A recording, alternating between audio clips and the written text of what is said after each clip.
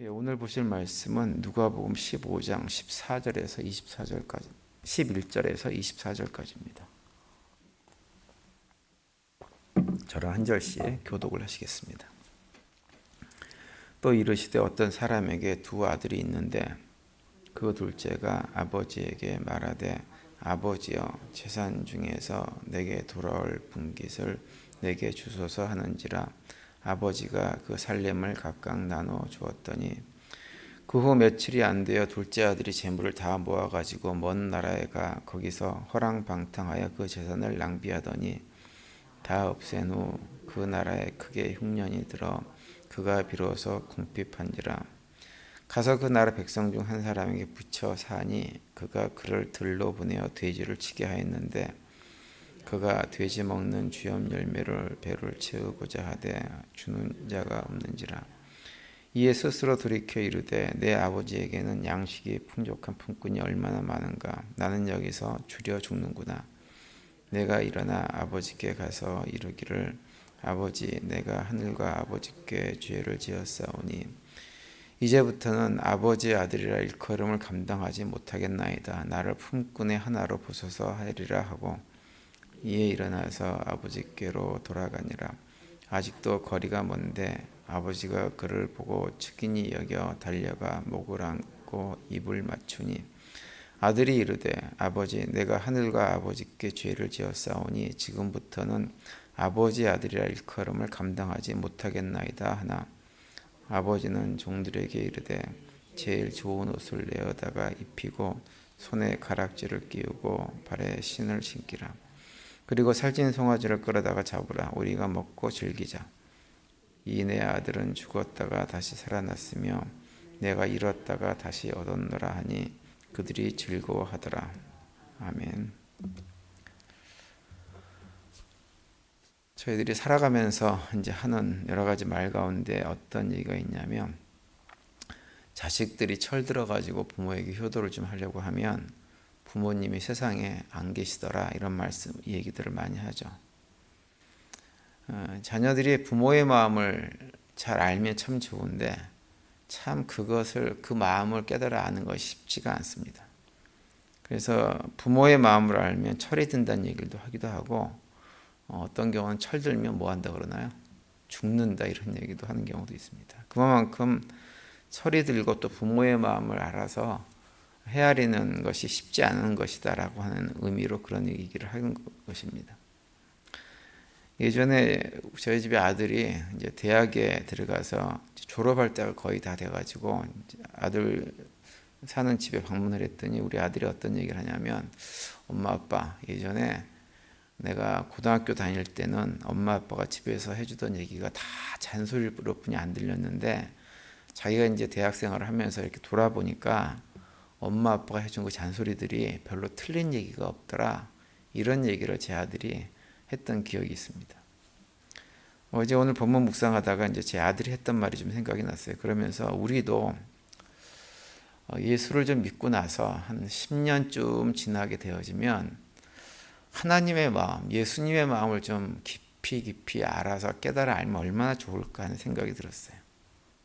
사람마다 편차가 있을 수 있겠지만 최소한 그래도 10년은 아니어도 20년, 30년 이렇게 세월이 흘러서 평생 신앙생활을 하면 그런 후에라도 이렇게 하나님 마음을 알아가지고 그 마음대로 그 마음을 이해하고 하나님 뜻에 따라 살면 참 좋겠다라는 생각을 하는데 이게 생각보다 잘 그렇게 되지 않는 것이 우리들의 현실입니다. 오늘 아침에 읽은 본문도 어제 드렸던 말씀에 이어가지고 어떤 내용이 나오고 있냐면 죄인들이 회개하고 돌아오는 것을 무엇보다도 기뻐하시는 하나님 아버지의 마음을 예수님께서 비유로 또 말씀을 해주는 본문입니다. 우리가 너무나 잘 아는 탕자의 비유이죠. 두 아들이 있었는데 어느 아버지 밑에 두 아들이 있었는데 그 아들 가운데 둘째 아들이 아버지에게 자신에게 물려줄 유산을 미리 상속해 달라고 요구를 합니다. 그리고 그 상속받은 것을 다 받아가지고 먼 나라로 가가지고는 결국은 그 상속받은 재산을 다 탕진한 다음에 다시 집으로 돌아온다는 얘기가 오늘 본문의 내용이죠. 그래서 이제 오늘 보면 12절에 보면 이렇게 시작을 합니다. 그 둘째가 아버지에게 말하되 아버지여 재산 중에서 내게 돌아올 분깃을 내게 주소서 하는지라 아버지가 그 살림을 각각 나눠 주었더니라고 말씀하고 있어요. 사실 그 예수님께서 이 비유를 하실 당시에 당시 사회의 어떤 분위기상으로 볼 때 작은 아들이 아버지에게 그 자신의 물려받을 유산을 미리 달라고 요구하는 것은 사실은 상상할 수 없는 일이었어요. 왜냐하면 유산이라고 하는 것은 뭐 오늘날도 마찬가지이지만 유산이라고 하는 것은 아버지가 돌아가신 이후에 받는 것입니다. 그런데 아버지가 멀쩡히 살아계시는데 먼저 유산을 달라고 하는 것은 어떤 의미냐면 살아계신 아버지를 죽은 사람 취급을 하겠다고 하는 거예요. 그러면서 아버지와 자신과의 관계를 끊어버리겠다고 하는 것과 똑같은 의미입니다. 그러니까 이제 둘째 아들은 완전히 패륜적인 태도를 취하고 있는 거죠. 이것은 무엇과 비슷하냐면 마치 우리 타락한 인간들이 멀쩡히 살아계신 하나님을 죽은 존재인 것처럼 취급하는 것과 똑같은 행동을 하는 거예요. 그래서 오늘 본문에 나온 둘째 아들은 어떤 사람을 의미하고 있냐면 하나님과 스스로 원수가 되어가지고 하나님을 없는 존재로 취급하고 자신의 힘과 능력으로 자신의 세상을 꿈꾸면서 살아가는 그런 타락한 본성을 가진 우리 죄인들을 대표하는 인물이 이 둘째 아들이라고 할 수가 있어요.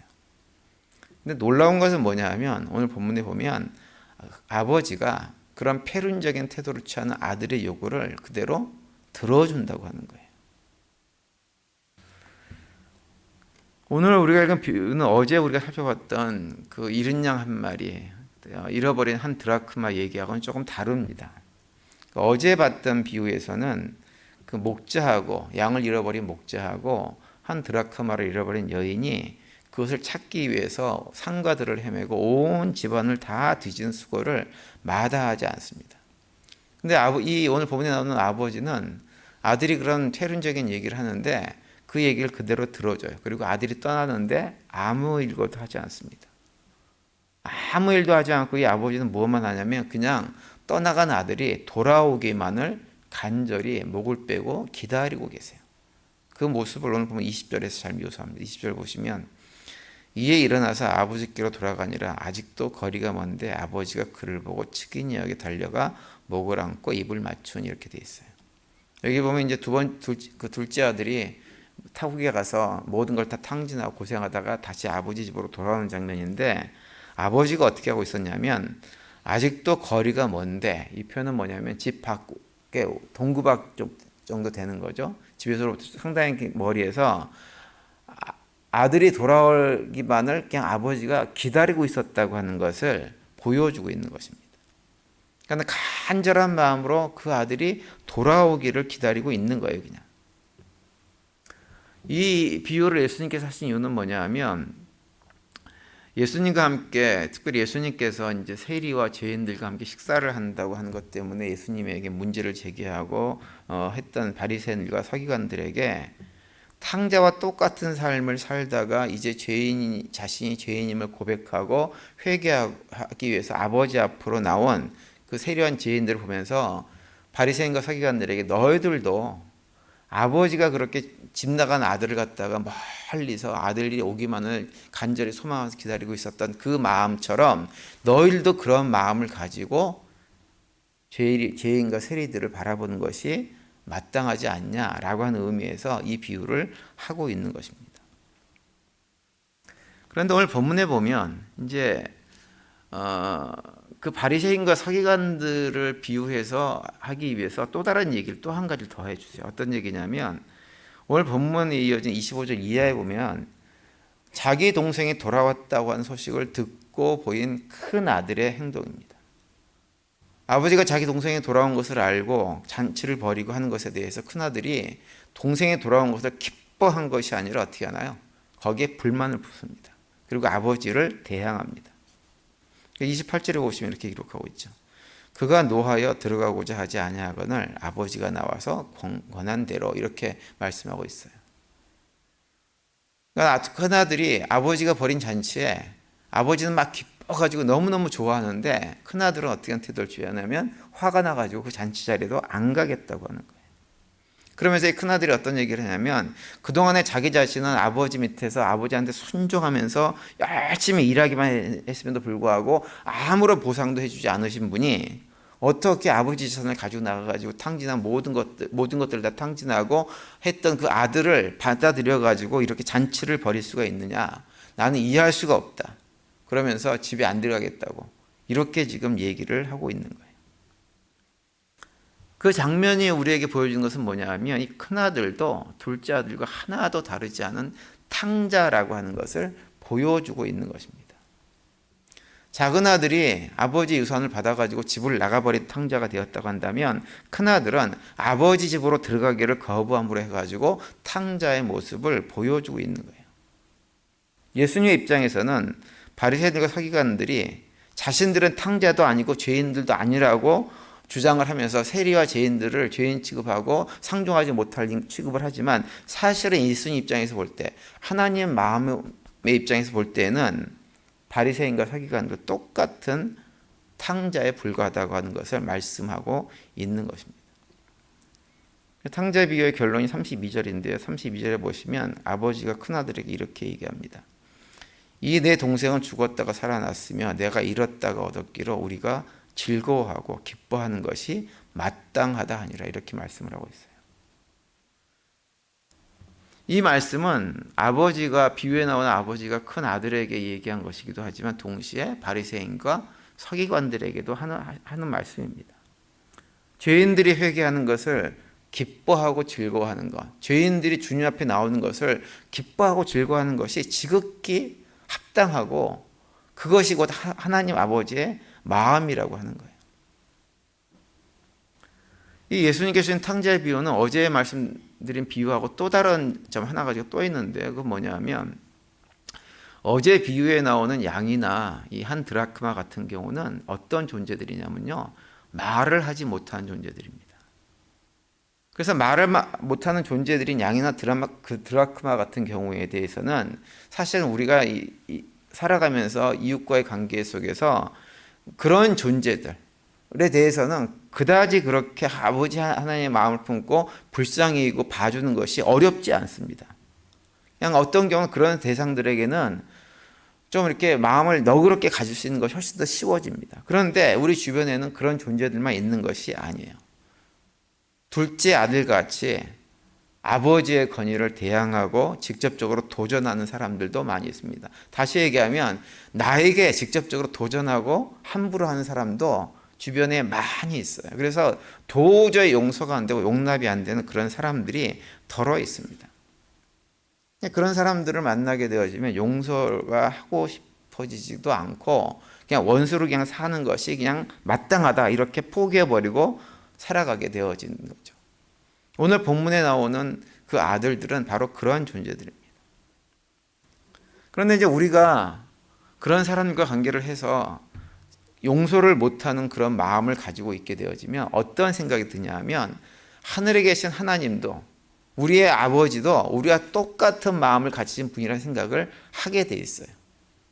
그래서 어떤 결과를 가져오냐면 우리가 다른 사람들을 용서하지 못하는 것처럼 하나님도 내가 저지른 죄에 대해서 잘못에 대해서 용서하지 못하시는 분일 것이다 라는 착각을 하게 되어져 버립니다. 그러면 한번 잘못을 하면 잘못된 길로 계속 가버려요. 돌이킬 생각을 하지 못하고.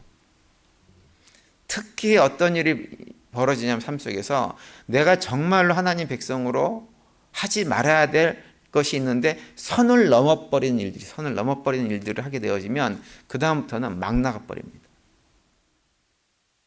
돌이켜서 둘째 아들처럼 아무리 자기가 모든 재산을 다 탕진해 버렸다고 해도 아버지께로 돌이켜서 회개하고 돌아서면 되는데 그걸 못 해버려요. 왜냐하면 하나님 마음도 자기가 누군가를 용서 못한 것처럼 하나님도 자기를 더 이상 용서해 주지 않을 것이다 라는 생각을 품고 사는 거예요. 그러다 보면 그 다음부터는 신앙생활을 막 해버립니다. 제가 목회를 하면서 그런 분들을 여러 번 봤어요. 여러 번. 잘 신앙생활 하다가 어느 순간에 자기의 실체가 폭로당하는 경험을 한 분들이 계세요. 여러 가지 어떤 방식으로. 폭로당해서 그 사람들이 그것을 알게 되어지고 너무나 부끄러우면 회개하고 돌아서면 돼요. 그냥. 그런데 그게 아니에요. 그 다음부터는 막 나가버립니다. 그래서 교회를 떠나버리기도 하고 신앙생활을 안 해버리는 분들이 덜어 있었어요. 근데 하나님 마음은 뭐냐 하면 우리가 아무리 큰 잘못을 졌다 하더라도 하나님은 어떤 분이시냐, 우리가 돌이키면 우리가 어떤 죄를 지어도 용서해 주시는 분이 하나님이라고 하는 거예요. 그렇기 때문에 우리가 살아가면서 신앙생활하면서 아무리 큰 잘못을 하고 실패를 경험하는 일이 있다고 해도 우리가 어떤 처지에 있든지 우리를 사랑하시는 하나님의 마음을 기억하고 하나님께만 돌이키면 된다고 하는 것이 오늘 본문 탕자의 비유를 통해서 우리에게 알려주시는 얘기입니다. 우리는 작은 아들처럼 생각을 할 수도 있고 큰 아들처럼 생각을 하고 행동을 할 수도 얼마든지 있어요. 그러나 하나님은 그 두 아들을 모두 다 사랑하시고 그들을 언제든지 용서해 주시는 분입니다. 우리는 그 하나님의 마음을 잊지 말아야 됩니다. 따라서 오늘 기도하실 때 우리는 하나님의 마음에 대해서 어떤 생각을 하고 살아왔는지를 한번 점검해 보시기를 바랍니다. 그리고 우리를 사랑하시고 용서하시되 끝까지 사랑하시고 용서하시는 하나님의 그 마음을 기억하시면서 우리가 어떤 처지 형편에 있든지 또 어떤 아무리 큰 죄 가운데 떨어진다고 해도 하나님께 돌이킬 수 있는 용기를 가지고 믿음의 길을 걸어가는 우리 모두가 되시기를 간절히 바랍니다. 그 가운데 오늘도 하나님의 마음을 더욱더 닮아가기 위해서 애쓰고 그래서 우리도 용서하고 이해하고 품어주는 삶을 살아가는 가운데 삶의 자리 하나님께 주신 참된 평강이 넘치는 복된 하루가 되시기를 간절히 축원을 드립니다.